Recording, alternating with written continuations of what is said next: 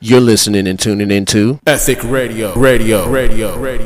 Broadcasting live from Los Angeles, California. What's up, y'all? What's good? You're tuning into Ethic Talk Radio. On the hour here, I'm your host, A.C.Ceenno. And yes, we're broadcasting live here from Los Angeles, California. You know what I mean? Finna give y'all a good exclusive about Michael Jackson's legacy. I have a special guest here with me on Ethic Talk Radio. Let's give it up for Xavier Rhapsody right here on Ethic Radio, y'all. Don't forget to follow us on the Mixcloud app. Also, follow us on the MixLR app in case you miss our programs, miss our shows live here on the air.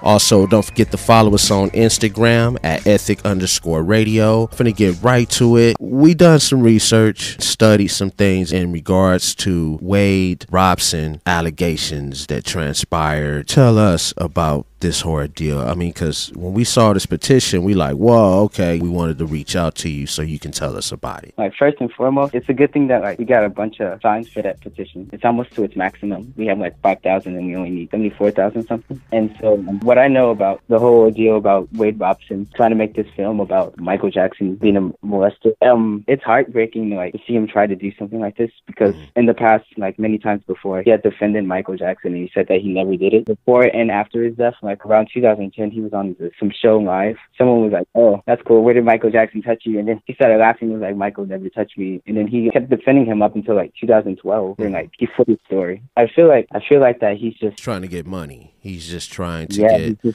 some type of exposure and everything because he has been banned. And look, to you listeners out there that's listening, let's play this clip right here. Wade Robson. Here it is right here on Ethic Talk Radio. Wade had always defended Jackson privately and publicly alike, and often volunteered to do so. At no times did he give any hint of distress or confusion while talking about Jackson.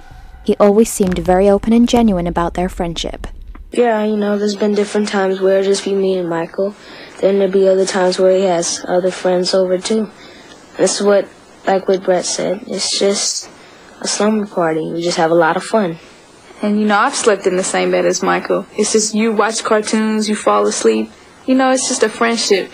And I know he would never do anything to hurt my brother. He's the nicest guy you've ever met. I've been there when these kids have been in Michael's room. I've been there with them. It's just party time. They watch videos, they eat junk food, they play video games. They play so hard. They fall asleep. They're exhausted. They fall asleep. Wade also made the claim that both in 1993 and in 2005, when he was already an adult man, Jackson had allegedly coached him on the phone in the form of a roleplay, and that supposedly made him a masterful liar, or a master of deception, as he put it, for more than 2 decades. What was this powerful roleplay that supposedly made Wade such a convincing liar, both as a child and an adult? Wow, Mr. Wade saying that he was on the phone talking to Michael Jackson and Michael Jackson is coaching him to lie. Why all of a sudden, after all these years, he comes out with this, oh, well, he sexually molested me. Oh, well, he wanted me to lie and all this stuff like that, saying that, oh, well, if we told the truth that he was molested, that we both would go to jail. I mean, this stuff here is very unfortunate. I believe that it's a money thing. You see what I'm saying? Yeah, I get you. I understand. 9 years and 4 months later, let's just say it's 10 years later, that all of a sudden they want to do some investigations. What disturbs me here is, from my resources and the research that I've been gathering up here for this radio show, is that they want to resume Michael Jackson's body so they can get DNA samples. I doubt that there would be some type of DNA. I'm pretty sure he's in skeleton bones right now as we speak. How do you feel about that, man, with them trying to resume Michael Jackson's body? I think it's just a waste of time. And I also did some looking in. The Jackson family won't allow them to dig up his body and use it for DNA samples. I really think this is a big waste of time, especially with the Wade Robson thing, because how he was Michael defended me, and he called me on the phone and told me to lie or else we'll go to jail. Wade's story most of the time doesn't make any sense. No, because he's Michael told me to lie in court. He can't do that. If you just got this information, how would you have enough time to formulate what you're going to lie about? And how would Michael have enough time to tell you what to say and all that stuff? Right. Right. And plus, Michael never called anybody, even like people to defend him when he was in court. Right.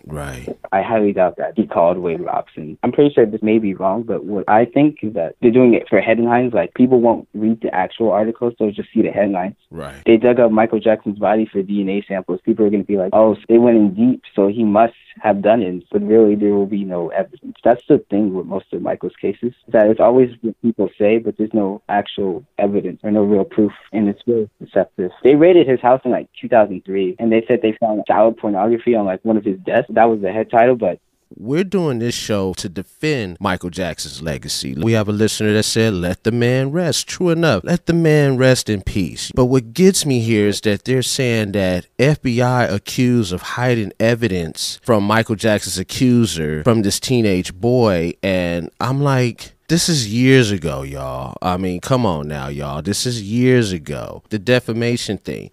And we post a link inside the description, interested in signing this petition right here. You know, so another thing that's getting me here is that, like I said before, it's like they want to go into Michael Jackson's crypt. But from what I was told, that the family has removed his body from the crypt in order to protect his remains. It's really disturbing here. It's like, why all of a sudden after all these years, everybody wants to come out are these people that are alleged victims after 30 years later. Yeah, I get you. The biggest guilt is that Michael was very vulnerable, involving himself with people. You know what I mean? I know he wanted to help the world. He wanted to help disadvantaged children. But you have wicked people from all over the world that will come in and turn some things that you're doing good into negative. He was way too naive for people, and then that's how they manipulated him. He trusted this one interviewer, Martin Boucher. Yes, him. Yeah. I remember that Michael did an interview with him, and then like he edited, and it made it seem like Michael was saying these things that he never said. It was edited and manipulated in like a nasty way. I don't remember what happened after that. I just know that Michael trusted this guy, and like he got backstabbed. When that documentary was released, the way it was edited, the way it was put together, it was like he testified against Michael Jackson. It all goes back into 1993. Father killed himself. He wanted Michael Jackson to get involved with this movie. He had a script. Guess Michael was too busy, or he threw it on the back burner. So out of retaliation, this man had coached his child to say, look, you need to go tell the world Michael Jackson molested you. I heard that they drugged the kid in like a dentist's office or something to make him say that stuff. I'm going to tell you where Michael messed up at is the simple fact that he bought him off instead of fighting it. Some people start to look at Michael like, well, damn, why did he pay these people off? These other allegations come up against him in 2005. The family called Michael Jackson. They needed a new vehicle, and Michael Jackson refused to provide a new vehicle for the family. And then all of a sudden, out of retaliation, they pinned a case on him. He had to surrender in handcuffs. They just did him dirty. People swore up and down that he was guilty when there's no evidence proving that he molested these kids. Yeah, that's the part that gets me too. Like, they say it, but there's no evidence. I remember the Evan Chandler case where they had taken pictures of Michael Jackson, and the family had admitted, like, they were saying if the kid can directly describe Michael's body parts and that he could be found guilty, but the family omitted the pictures from evidence. Yeah. Shout out to Peanut Butter 445. And Peanut Butter stated, the bigger the star, the bigger the target, which is true. They've been doing a lot of targeting on people lately. Why are y'all targeting Michael Jackson and the man's been dead for over 9 years and 3 to 4 months? Why? Why? I need to play this clip right here, man. This is Jermaine Jackson. Wade was in Michael's defense in a case in 2005 where he was asked to take the stand. And he was asked the question by Tom Mesereau, did Mr. Jackson ever molest you? Wade absolutely said no, absolutely not. And I can tell you, had he did, I would not be here because he was in Michael's defense.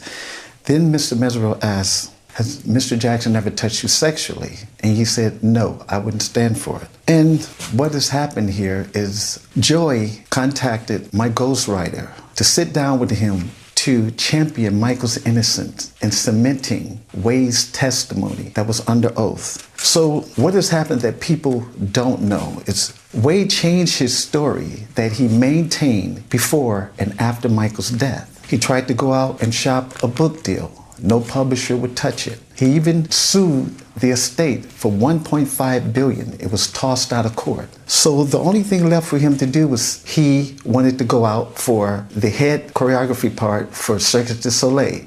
He was turned down from that. So what was left for him to do is to do a documentary. So he gets in front of a camera with a bunch of people and spews out all these nonsense statements. That's when everything changed, when he was turned down the choreography part. There's no question that what you say is true, that this guy gave evidence under oath and said the complete opposite to what he's saying now. Part of the problem that people have with this, if they're on the outside, is that Michael settled multi-million-dollar lawsuits with boys who'd been in Neverland, shared a bed with him. Other people find it very strange that a man in his late 30s, early 40s would share a bed at Neverland with young boys. So Pierce, do you understand why people look at it and go... Wait. Pierce, let me interject.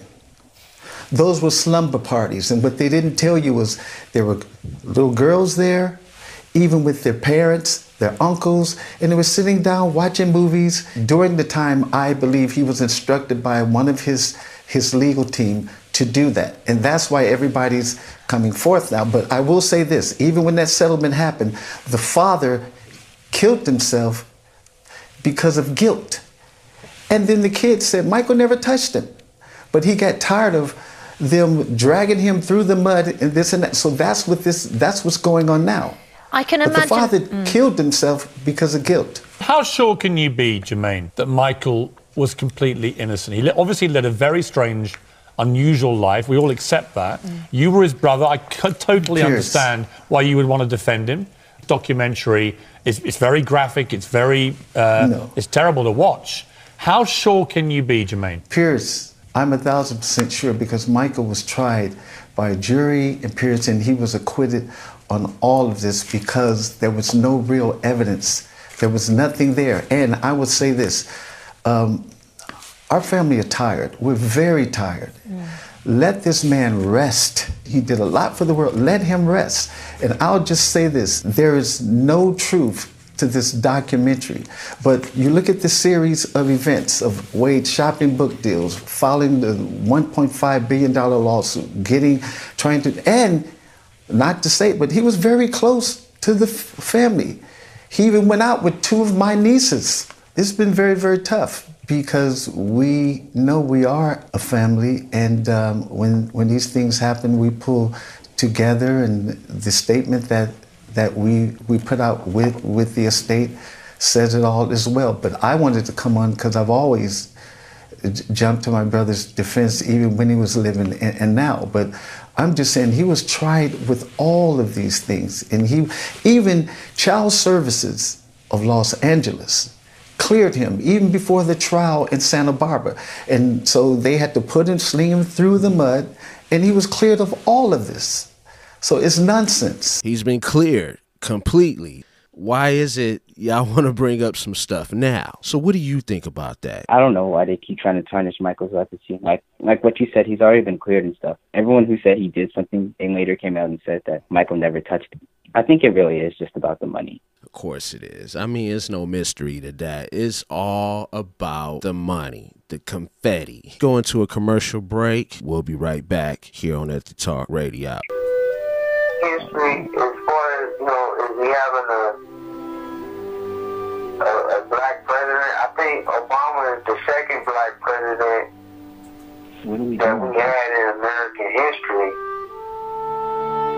When it comes to African American history, it is so codified and so covered that I've just read some of those, and they've named about there were 5 different folks that they claim were before it was really George Washington. And then in between that we've had several people of African heritage.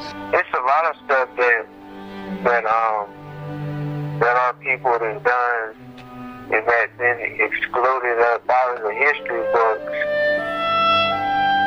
Because they don't want us to know anything about us, what our people have.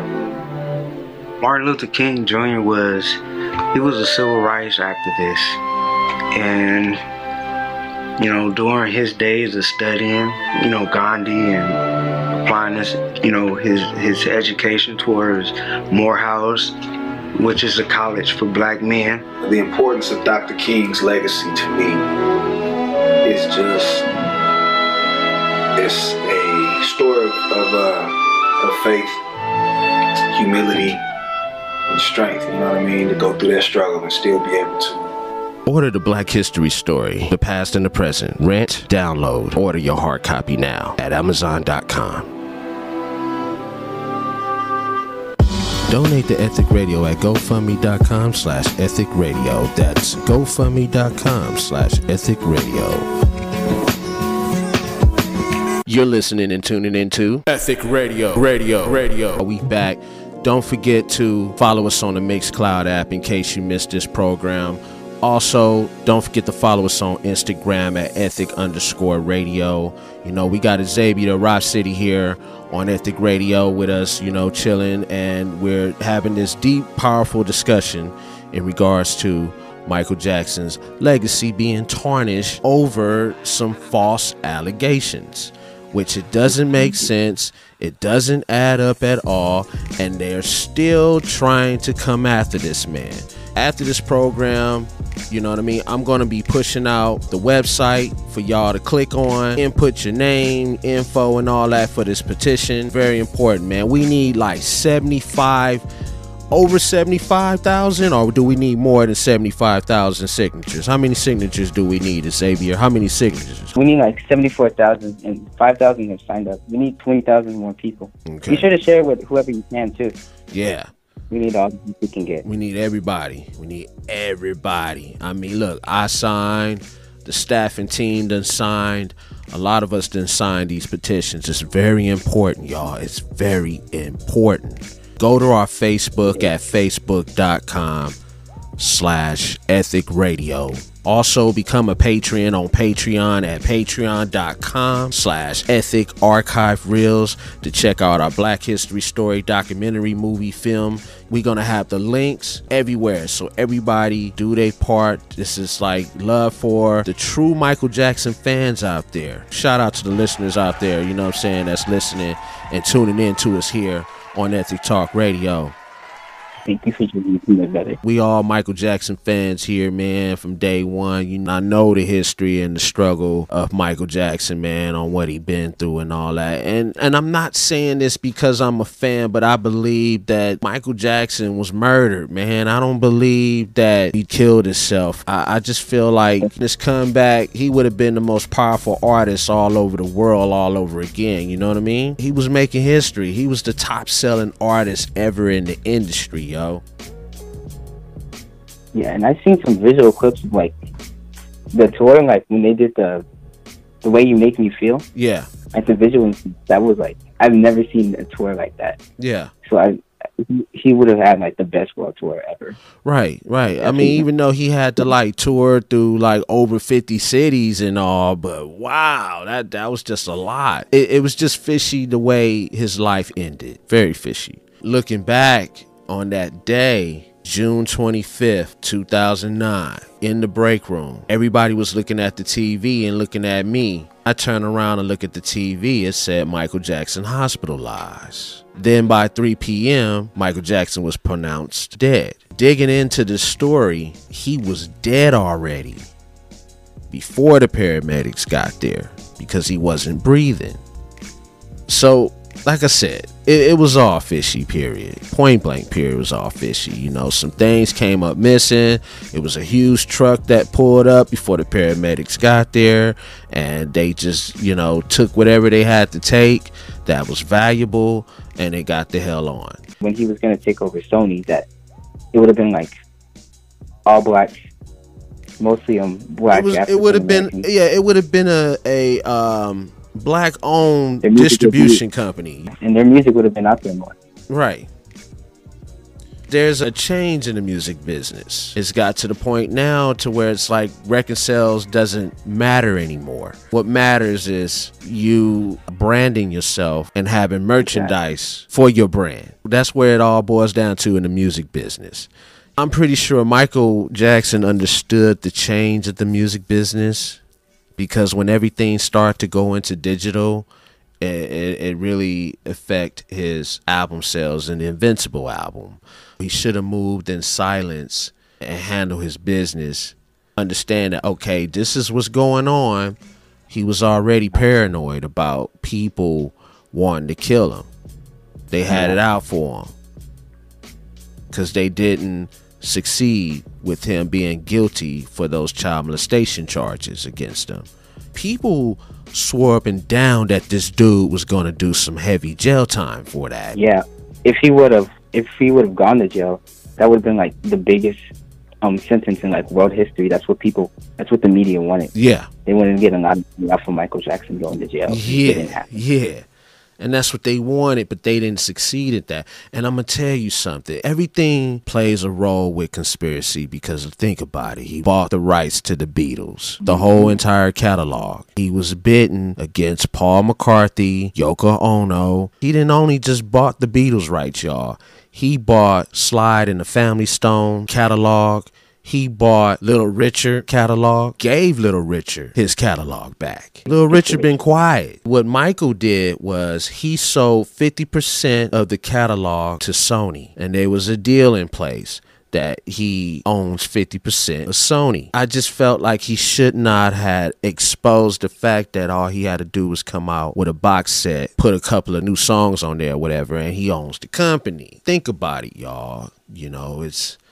when you big out there like that, it's like you got to be low key and you got to be careful on who toes you step on. People will try to manipulate what you say. Right. So that's what I'm saying. It was a conspiracy. And it all goes back to him buying the catalog of the Beatles. Then all of a sudden, he builds Neverland. Neverland looked like Disneyland. When I was a kid, I wanted to go to Neverland Ranch, go on them rides and eat cotton candy. I wanted to do that.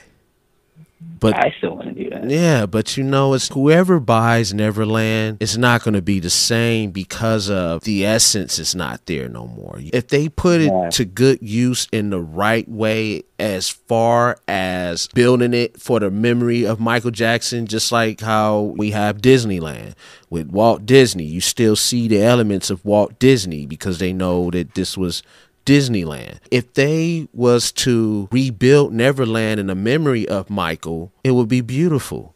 Don't you agree? Yeah, I think there should be like a Neverland theme, like a theme park or amusement park based off of it. Yeah, but I understand something, man. At the end of the day, it's all about the money, man. People can't profit off of it or prosper off of it. Forever, Michael Jackson's legacy, his network is worth over billions, you know, because you got to keep in mind, you know, Michael was in some serious debt before he died. Some serious debt. After he died, he got out of debt within less than an hour. Really? Within record sales, within merchandise, any catalog he had out that was on sale, from vinyl to digital to whatever, he got out of that debt. But it's sad that the way the industry looks at it, you're worth more dead than alive. Like his music value went up a lot after he died. Because he was the top selling artist ever. When he was with Motown, he had solo albums out with Motown. You see what I'm saying? It didn't sell as big. It didn't top, like Thriller is always going to be the most top selling album ever in the history of the music industry. And he had the right people on that album. We heard Off the Wall. We heard Bad. We heard Dangerous. Blood on the Dance Floor. It was only 2 songs I liked. However, I'm still a Mike fan, though. But it was just some of the songs on there I wasn't feeling. But when he came out with that Invincible album and that History album, it was amazing. It was well put together. I love History. It was a great record. He put his greatest hit album, some of the cuts from different albums, onto his CD. You see what I'm saying? It was a double disc at that. This stuff is always going to be valuable, but it's just sad how they tarnished his legacy after he died. And people that have accessories of Michael Jackson's belongings, I don't think that they're true Michael Jackson fans. I just feel they just wanted to hold on to a valuable possession. They don't care about the man, they just care about the money. When they did This Is It, I think they knew what was going to happen to him before he died. That's just my personal opinion. Filming the last moments of his life before he died. What people don't understand, people say he bleached his skin because he wanted to be white. Nah, he had vitiligo. I read the autopsy report. That report, oh my goodness. That report was like a book. In the autopsy report, it did say he had pigmentation. He had spots here and there. Plus, he got burned doing that Pepsi commercial. A lot of health problems, man. A lot of health issues. And he dealt with depression, pain. He dealt with all these type of things. You know what I'm saying? But it's just he trusts the wrong people. His doctor was not good. His doctor kept giving him like drugs just because Michael asked for it. The doctor knew that this stuff would like kill him. Depression is hard to overcome if you letting it hinder you. You don't necessarily have to take pills to escape from it. There's different ways on how to overcome depression. It's hard because some people have it in their bloodline that depression spreads out from anxieties and all that stuff like that. And we don't know what Michael was dealing with. Think about it. When he was acquitted to all these charges, he had trust issues with a lot of people after that. He even shut out his wife for a bit. Like, he didn't want anyone. He locked himself up behind the Neverland. He didn't want to go back there because everybody looked at him as a pedophile. He made that place so that children can have the childhood he didn't have. And in return, people just like, they ruined it. It was more for like disadvantaged kids. Just felt like he would have reached out to kids from LA or kids from Compton to come up there and have fun too. It's crazy. It's deep, but it's sad in the end, the way his life ended. It's like it was just done deal. It's very important for everybody to sign that petition, man. It's really important. That's Michael's legacy. I think I found it somewhere on the web. I was probably scrolling through Instagram and I saw a post that was like, sign this petition. So then I went ahead and I signed it. And then I was able to share it with everybody. And that's how you got to be able to get it. I'm glad you did, though. Yeah, man. You know, I had to look into it, and I was reading, and I was like, oh, hell no. What's up with this? I know, right? I'm like, what? Sign the petition at change.org. You're going to put in the defamation of Michael Jackson. I believe Michael Jackson's innocent, man. I don't care what anybody say. I stand strongly with you on that. I truly believe he was innocent as well. Yeah, I mean, when this whole trial jumped off, man, oh, here we go again. They coming after him again. For what? They want the money. But you know what? The family's fighting for it right now as we speak. They're all aware of it. They finally stepped in. That's a good thing that they stepped in and they're doing something about it. I have a clip from Tom Mesereau. I started with one of my strongest witnesses for Michael Jackson, Wade Robson. He was adamant that he had never been touched, never been molested, never been abused, directly or indirectly. I called his mother and sister as witnesses to corroborate what he said, because they traveled on these tours too. And to have him suddenly reverse course so radically years after Michael Jackson has passed away and can't speak up for himself is outrageous.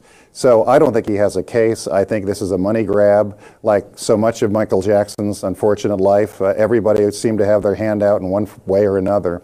And I just think it's ridiculous. Safechuck I put in the same category. He didn't testify in the criminal trial, but he signed declarations. As I recall, he signed declarations, made statements that he had never been touched.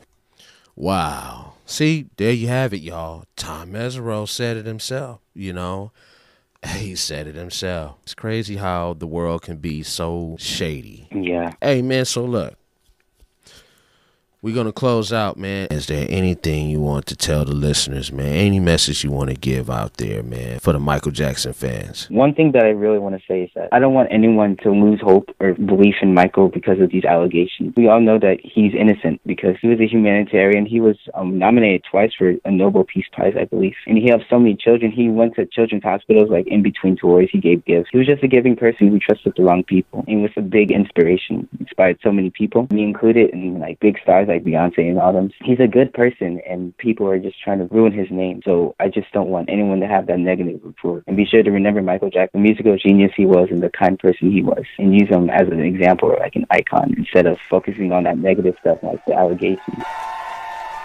I agree with you 110%, my friend. Couldn't say it any better. But my message to the people out there, don't believe what you hear. It's not about what you know. It's what you can prove. We not trying to hear that. I doubt that they would try to go to this man's grave and dig up his remains for DNA samples and all that. I truly doubt it. Stop trying to tarnish this man's legacy. Stop trying to stop the history that he made in this world while he was living. The man's not alive to defend himself. Stop it. Michael Jackson were alive today, and this wouldn't have happened. Thank you for being on Ethic Talk Radio Show. We're going to try to get more people to sign, get as many people as we can, as much as possible. That we can do this. Yeah, definitely. We're gonna stop this now. Definitely. We're going to do this. When you believe, you achieve. Believing is achieving, and it'll happen. We believe that he would have been acquitted to all these charges in 2005. We believed it from day one, and that was a great victory. So the goal is to make another victory going on. They're trying to pull some BS from 30 years ago. It's not happening. Not going to happen. Let Michael Jackson rest in peace. I'm A.C.Ceenno. Thank you for listening and tuning in to us here on Ethic Talk Radio. I'm signing out. Peace. You're listening and tuning into the station with the best music. Best music. I love the music. Best music. Ethic Radio. Broadcasting live from Los Angeles, California.